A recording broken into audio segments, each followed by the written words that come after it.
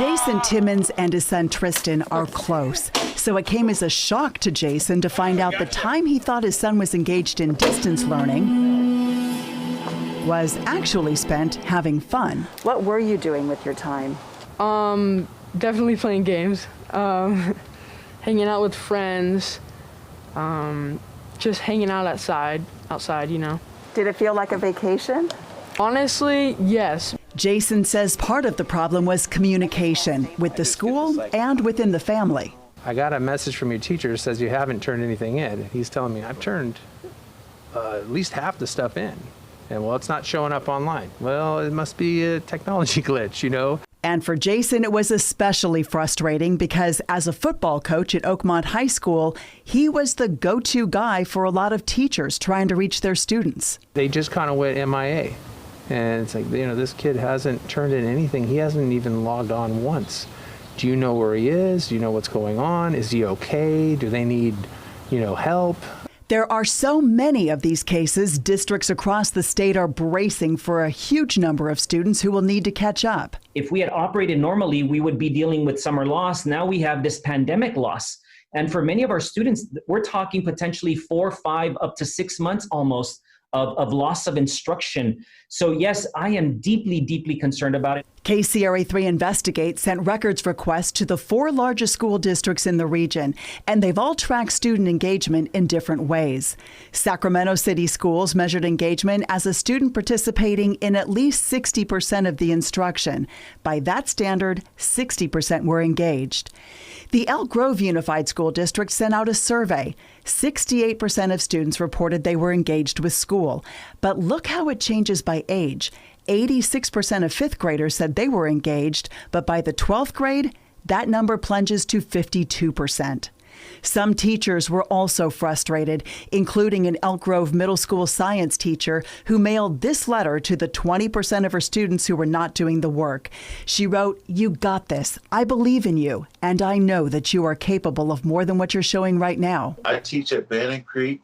I teach 7th and 8th grade math. Michael Colin teaches in the Natomas Unified District. Close to a third of his students did not keep up with his online lessons. Those 30% are the same 30% who have motivation issues. So it's just widening. It's not new. It's just widening. In other words, those kids fell even further behind. But under the distance learning grading system, they will all move up to the next grade, ready or not.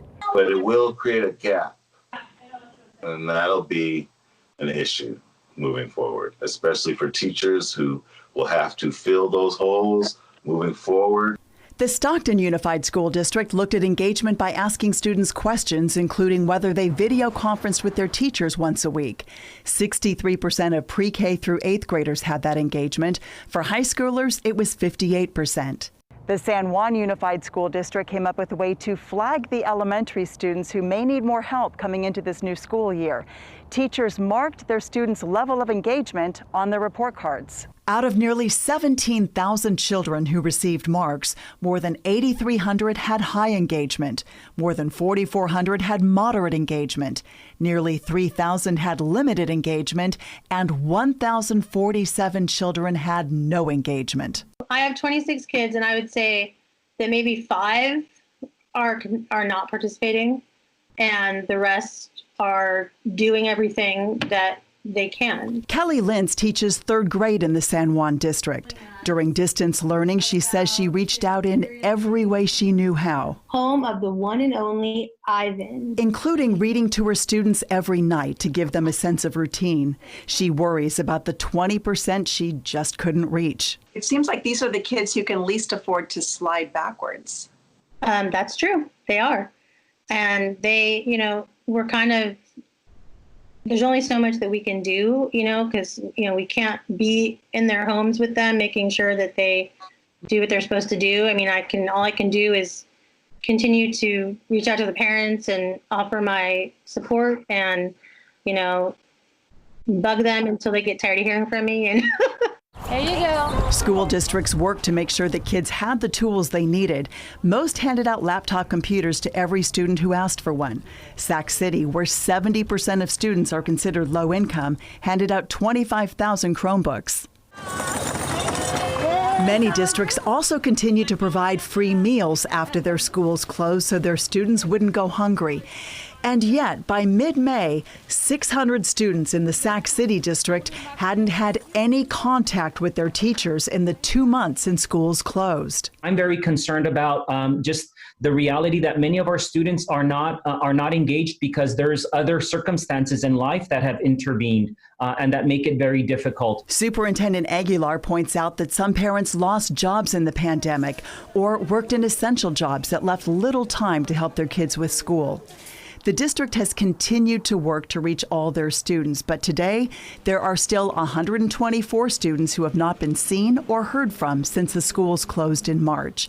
Homeless youth have been 6 times more likely not to be reachable, and Laotian students were 3 times more likely not to be reachable. These are reflections of inequities that existed well before the pandemic, as you know, and unfortunately, we're seeing these right in front of us, manifesting themselves in different ways, and we are doing everything that we can to respond to that. As always, teachers will be on the front lines of that work. And teachers just spending a little more time figuring out what students know and what they don't, and just filling in those holes in creative ways. We will just have to dig deeper and make sure that students are getting all of that extra help that they can get and to get caught up. Families like the Timmons are also figuring out how to help their kids. We have friends that have been fighting over who's going to stay home, who's going to quit their job. Fortunately, in this family, Tristan may have fallen way behind, but he caught up with a lot of cramming in the very last week.